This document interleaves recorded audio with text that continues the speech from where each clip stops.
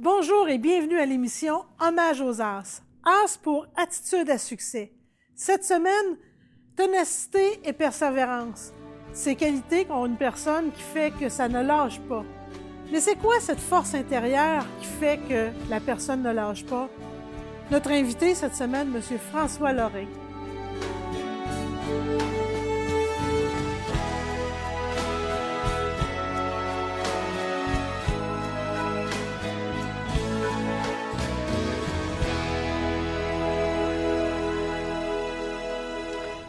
Bonjour François. Bonjour, ça va bien? Très bien. Et quel plaisir que j'ai aujourd'hui de te rencontrer. Le plaisir est pour moi. On s'est parlé au téléphone, puis écoute, la personne que j'ai en avant de moi en personne est tout aussi inspirante que la voix que j'ai eue au téléphone. Ah ben merci, c'est gentil.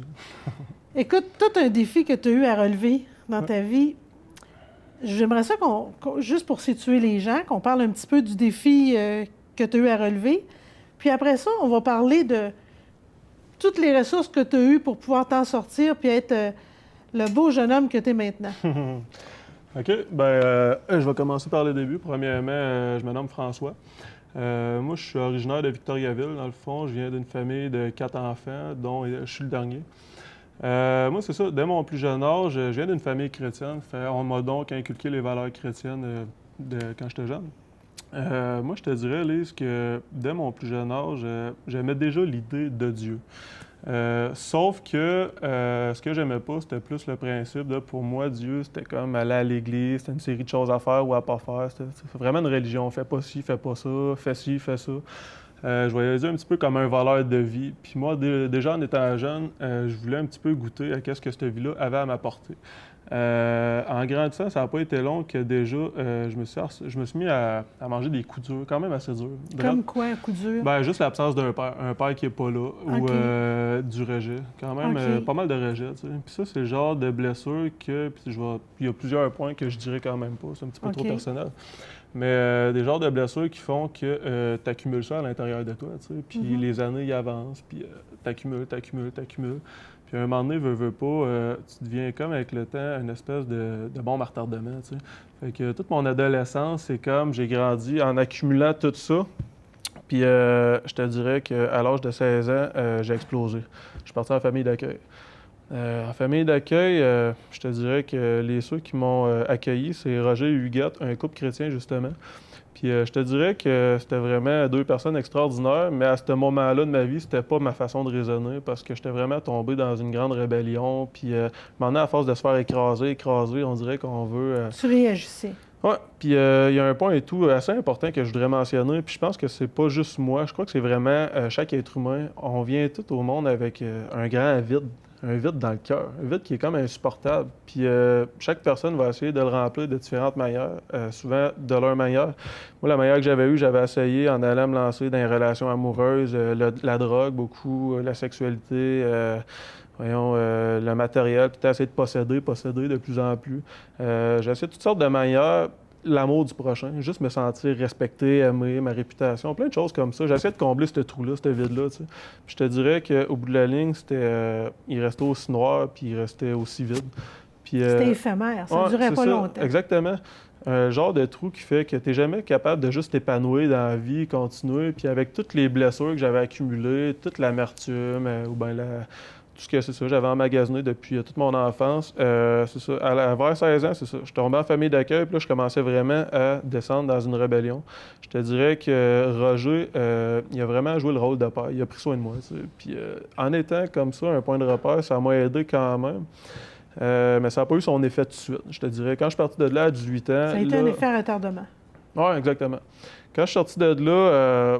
Vraiment, j'ai sombré. Je me suis mis à côtoyer du monde très peu recommandable, je te dirais. J'ai commencé à me tenir... j'ai commencé vraiment à tomber dans les drogues assez dures. J'étais rendu un gars qui était violent, j'étais rendu un gars qui respectait aucunement l'autorité. Puis finalement, c'est ça. Là, je me reconnaissais même plus. Puis ce vide-là que je te parle, il était tout le temps de pire en pire. C'était rendu que je me sentais comme un petit gars perdu au milieu de nulle part, au cœur des ténèbres. Okay. Tu comprends un petit peu, genre? Oui. Ouais, puis à un moment donné, c'était rendu que là, je jouais assez rock'n'roll. Souvent, j'allais voler des grosses quantités de drogue à du monde qui me courait après, du monde assez dangereux. D'autres fois, ça a été des polices. Puis je te dirais que plusieurs fois, je m'en suis vraiment bien tiré. Puis je crois sincèrement que c'est Dieu qui était là pour me protéger. Puis comme on dit, il m'a sorti du bourbier là, une couple de fois. À différents moments de ma vie, j'ai eu souvent des petits clins d'œil qui ça me rappelait que tabarouette, je pense qu'il y en a vraiment un en haut qui m'aime, puis peut-être qu'un jour, il faudrait que je me mette à le prendre au sérieux, mais j'étais pas, la rébellion était trop dure, tu comprends? J'étais pas capable de juste... Bien, c'est un défi aussi descendre la côte. Plus tu descends, plus la côte est dure à monter, là. Yeah. Ah ouais, c'est clair. Puis, ouais, c'est ça. Donc, après mes 18 ans, quand j'étais parti de famille d'accueil, j'avais été à la Maison Raymond-Roy.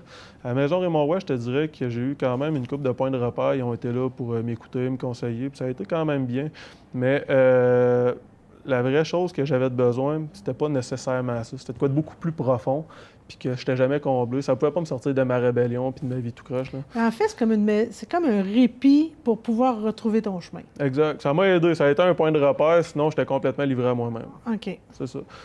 Donc, c'est ça. Fait que finalement, après Raymond-Roy, là, je suis parti de là. Là, vraiment, ma vie, elle s'est mise à dégénérer puis d'aplomb. Là, ça marchait plus pantoute. Souvent, là, je tombais dans les drogues plus dures. Là. Tu sais, souvent, mettons, un moment donné, je me souviens, j'avais passé une semaine à pas manger, à pas dormir, juste à me geler tout le temps. Puis ça, ce qui arrive dans ce temps-là, c'est que ton identité est complètement scrap. Là. Tu viens que tu te vois comme un moins que rien, enchaîné dans tes blessures, dans ta rébellion, dans tes dépendances, tu es dans le noir, tu sais plus comment t'en sortir. Puis je te dirais que j'étais rendu à un moment de ma vie où ce que vraiment j'envisageais le suicide beaucoup. Puis la seule chose qui, mettons, m'empêchait de passer à l'acte, c'était vraiment la peur de la mort, je te dirais. Bon.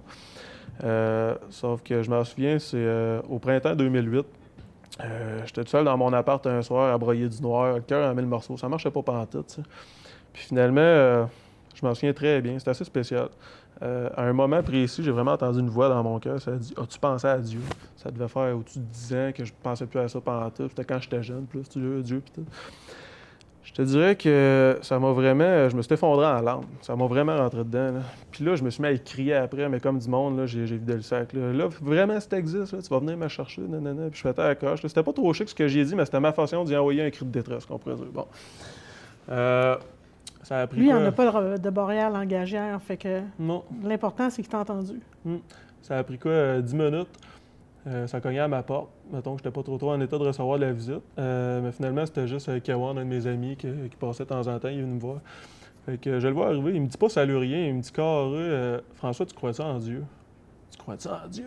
Aïe, aïe. Moi, je suis bien trop orgueilleux pour dire que je viens de crier à Dieu. Mais je dis, pourquoi tu me demandes ça?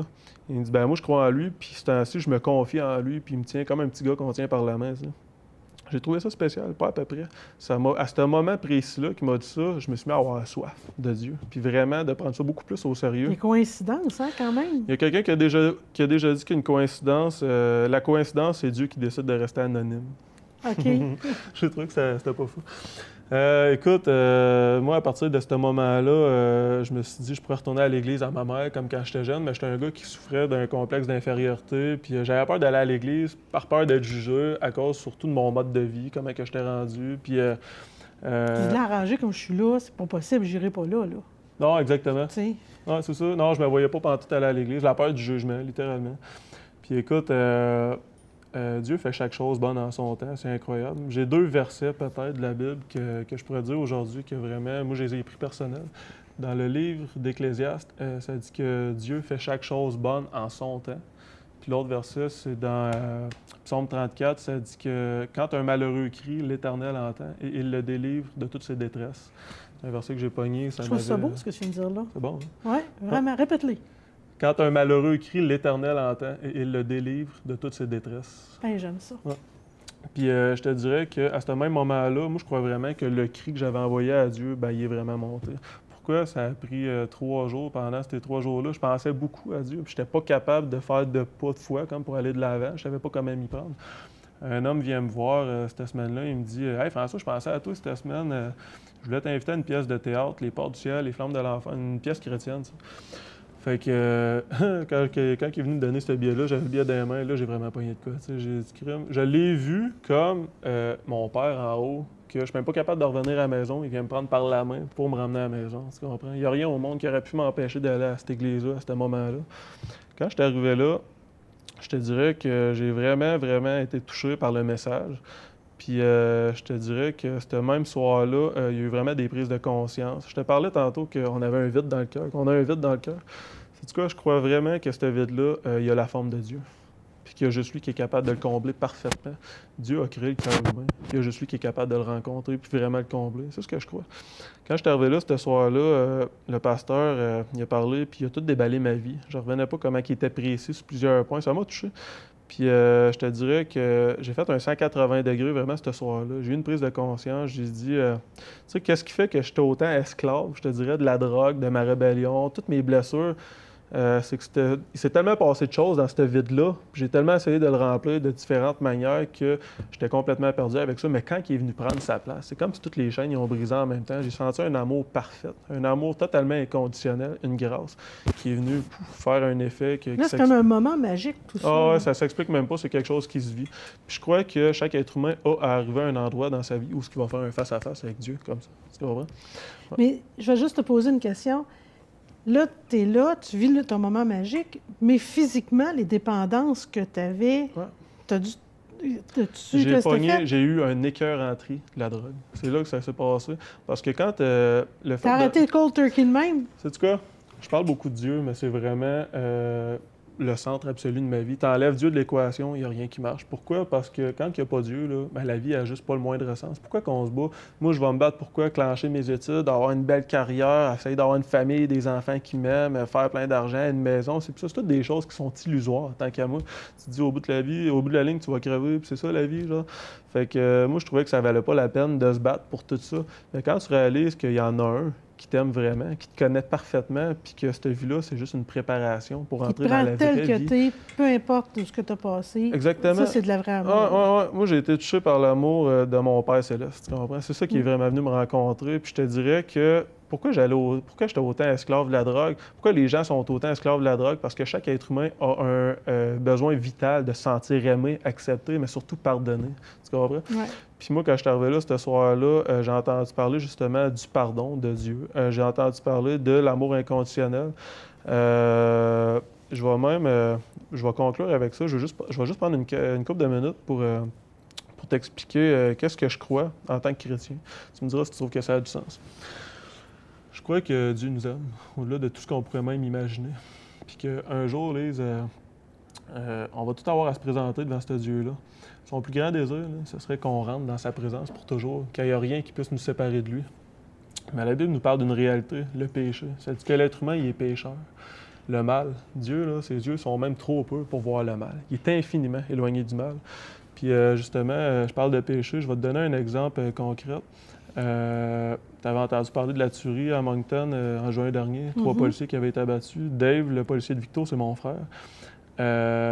Quand ça s'est passé, ça, moi, j'étais terrassé. J'en revenais pas. J'apprenais ça en regardant les nouvelles à la télé. Tu voyais le sang. C'était assez pour complètement bouleverser. Moi, je te dirais que face à ça, ça m'a... Là, quand ça s'est arrivé, là, toi, tu consommes plus, là? Non, moi, ça fait 7 ans, dans le fond, je suis chrétien. Ça fait 7 ans que j'ai pas touché à la drogue pendant tout. OK. Fait quand ton frère, là, tout ça s'est arrivé, toi... T'es clean, tout va bien, t'es dans la lumière. Yeah. Puis là, ça arrive. Ouais. Donc, c'est un test ultime, ça, là. Je venais de perdre mon petit frère de 16 ans, pas bien longtemps avant. Là, Dave qui meurt. Après ça, je venais de sortir d'un échec amoureux, quelque chose qui m'avait affecté beaucoup. Puis il est vraiment arrivé des tragédies, genre une après l'autre. Assuré que là, ma foi, elle a été éprouvée. Je me suis même à me poser vraiment des questions. J'ai dit, Seigneur, si tu existes et que tu es amour, pourquoi tu as permis telle affaire? Puis je te dirais que j'ai eu des réponses même au-delà de mes attentes. Okay? Qu'est-ce que je suis en train de dire? Dieu, il est amour, il nous aime. Mais la Bible dit que Dieu, il est juste, il doit punir le péché. Je vais te donner un exemple. Dernièrement, il y a eu le procès de Justin Bouc, le gars qui a tué les 3 policiers. Toute ma famille était là, les familles des victimes ils étaient là. Puis je vais juste te donner un exemple, c'est une métaphore. C'est pas comme ça que c'est arrivé, mais imagine que ça serait arrivé comme ça. Le gars, il arrive dans la salle d'audience. Puis le juge, il le voit rentrer. Puis il dit Hey, je le connais, ce gars-là, crime, c'est lui qui a fait ça. Ouais, c'est mon meilleur ami d'enfance, on a grandi ensemble. Puis écoutez, c'est vrai qu'il a fait de quoi de grave, de terrible, mais je le connais bien, je vais lui donner une chance. Qu'est-ce que tu dirais, toi, d'un juge comme ça? Tu pourrais-tu appeler ça une vraie justice? Je ne sais pas. J'aurais de la misère. Ça ne marcherait pas. Peu importe comment l'importance que le tueur peut avoir à ses yeux. À un moment donné, tu es un juge, tu dois accomplir la justice. Tu comprends? J'aime donner cet exemple-là. Dieu, là, il nous aime plus que tout au monde, mais un jour, on va se présenter devant lui. Il ne peut pas juste se fermer les yeux et dire « Rentrez dans ma présence, il n'y a pas de trouble ». Ça dit qu'on est tous pécheurs, toute la gang, que Dieu, c'est un juste juge qui ne tiendra pas le coupable pour innocent. Il nous aime, il nous veut avec lui pour toujours, mais ça dit que Dieu, il est juste, il doit punir le péché. Puis la vraie justice, ça dit qu'on mérite d'être séparés éternellement de lui. Et là, la vraie justice, il est donc dans un dilemme. Comment il a résolu ce dilemme-là dans la personne de Jésus-Christ? C'est qui Jésus-Christ? Dieu qui s'est fait chair, qui a pris la forme d'un petit être humain, pareil comme toi et moi, qui est venu la vivre, la vie parfaite, sans péché, qu'on n'a pas été capable de vivre. Mais il est venu pour un but précis, la croix. C'est pourquoi il est mort sur la croix, Jésus. Il a subi la justice de Dieu. Il a subi l'enfer à notre place. La condamnation qu'on méritait, il a été condamné à notre place. Un innocent qui est venu payer pour des coupables. Puis j'ai entendu une histoire l'autre fois, ça m'avait touché. C'était un chef africain. Écoute bien ça a l'air banal, là, mais c'est vraiment bon.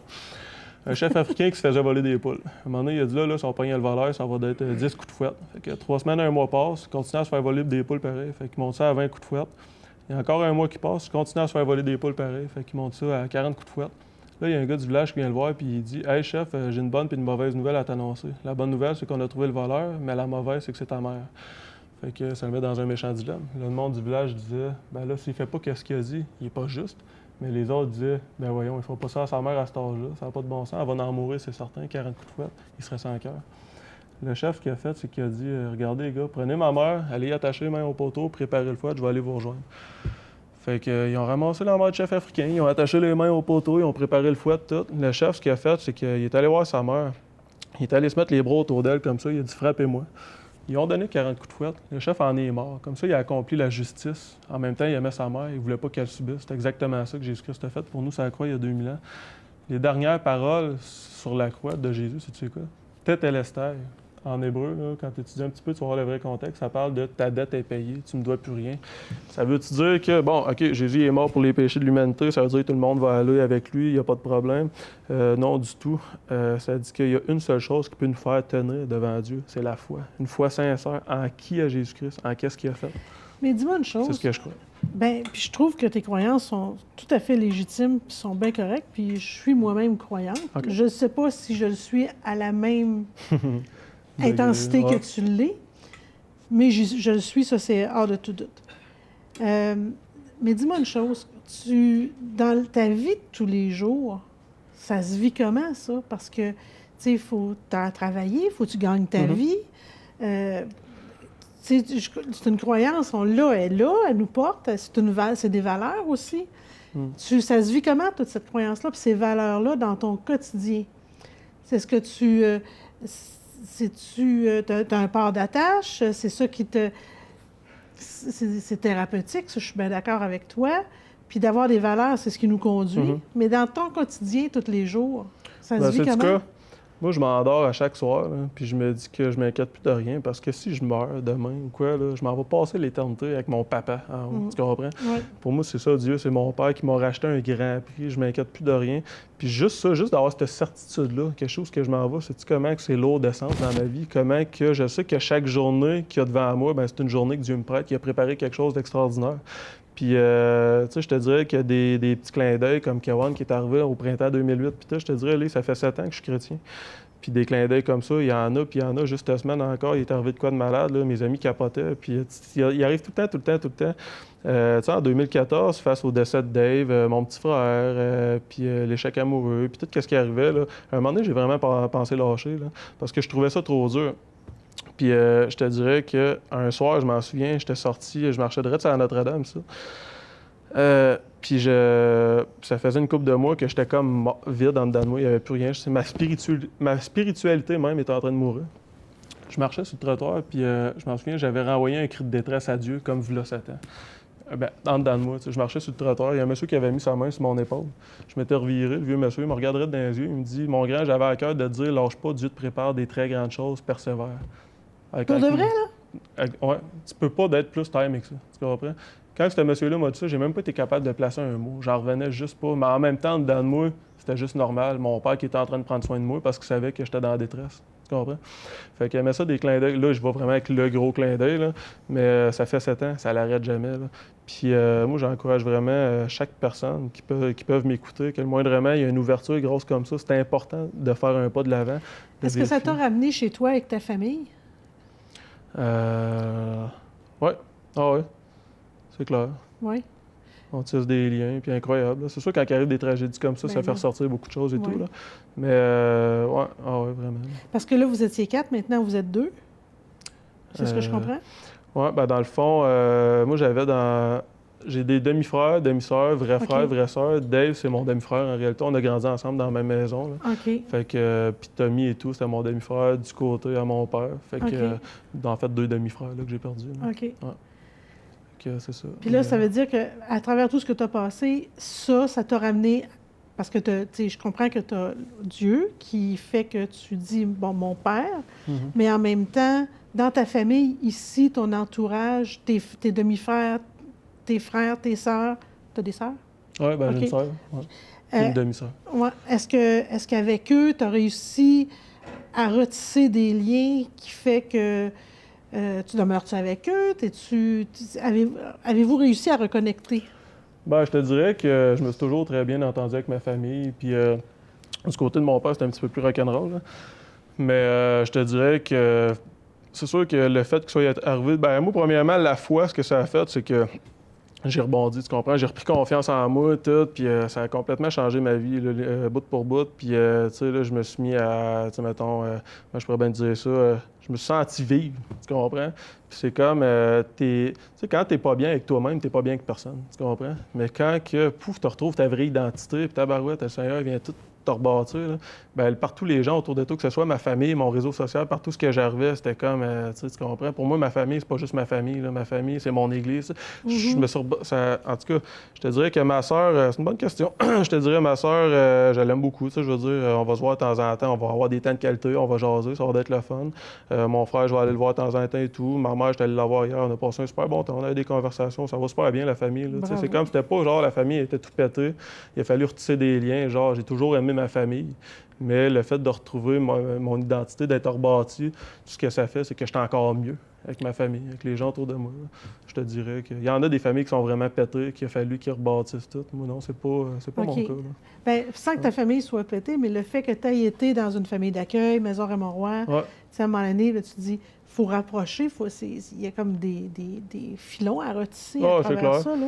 C'est sûr que par rapport à mon enfance, quand j'étais parti en famille d'accueil puis tout, c'était plus, tu sais, comme, mettons, avec ma mère, ça allait super bien. Mon beau-père, on s'entendait un petit peu moins bien. Tu sais, il y avait un peu de tension, ça peut arriver avec n'importe qui, là, tu sais. Mais c'était pas nous autres. Nous, c'est là que ça avait pété. Mais moi, j'étais comme, j'avais plus de respect. J'étais le gars qui était en train de vraiment... Ouais, c'est ça. Écoute, moi, là, je suis super contente que tu nous aies raconté ça. Est-ce que tu travailles maintenant? Oui, ben, je travaille dans la construction l'été. Là, j'achève le chômage, je recommence prochainement. Oui, la construction, c'est comme un cycle. Hein? Ouais. Fait que, puis, est-ce que ça... Je me semble que tu m'as dit que tu faisais des témoignages comme ça. Tu vas dans des écoles, tu fais où ça, tes témoignages comme ça? Bien là, en fait, comme cette semaine, je faisais un témoignage à mon église. Là, je suis rendu représentant Gédéon pour les jeunesses du Québec. Ça veut dire que je vais aller dans tout... Je te parlais de clin d'œil tantôt, écoute bien celle-là, il est assez hot. Là.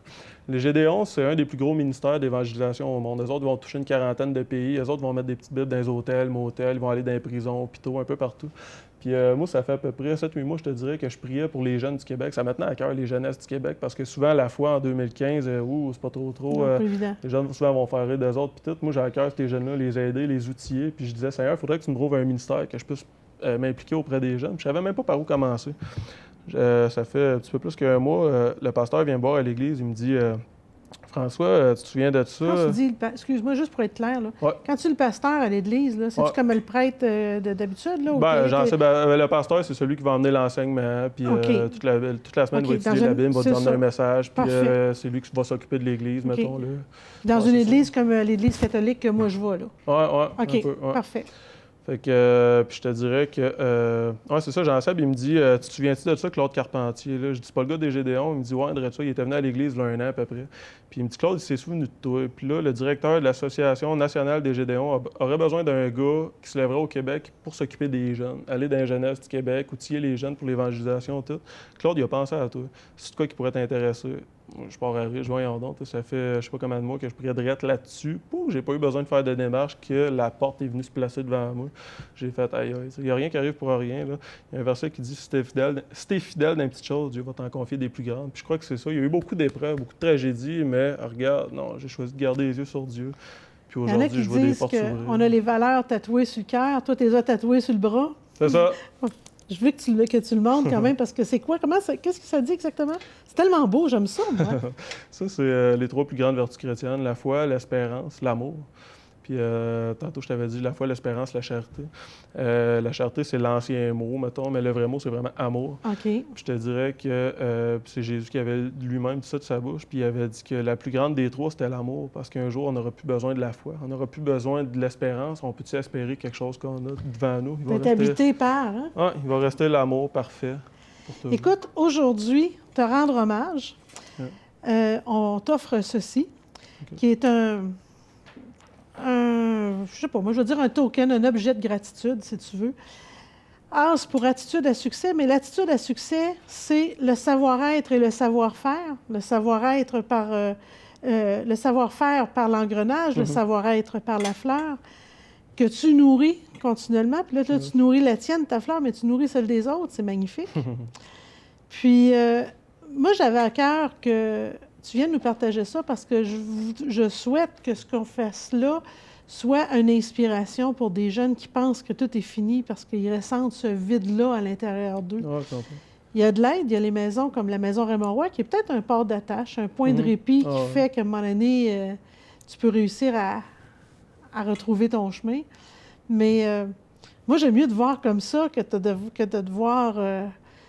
j'ai jamais vu là avant, mais je ne peux même pas l'imaginer, mais bravo, merci. Puis écoute, là-dessus, je veux te le remettre, puis te donner la main, puis te faire un gros câlin, enlever le verre, parce que je trouve ça magnifique ce que vous faites. Merci. Et voilà, regarde, tu peux regarder nos amis, puis et continue ce que tu fais. C'est vraiment du beau travail, puis je pense que ça peut faire la différence dans le cœur de bien des jeunes. Je le souhaite. Oui, parce que c'est rare qu'on voit un jeune homme croyant qui va le dire tout haut, qui a ta stature, tu veux dire, tu as quand même un modèle de masculinité, là, on va dire. C'est pas souvent que ça nous arrive de voir ça. Fait que moi, je suis bien contente de t'avoir rencontré. Continue ce chemin-là. Merci beaucoup.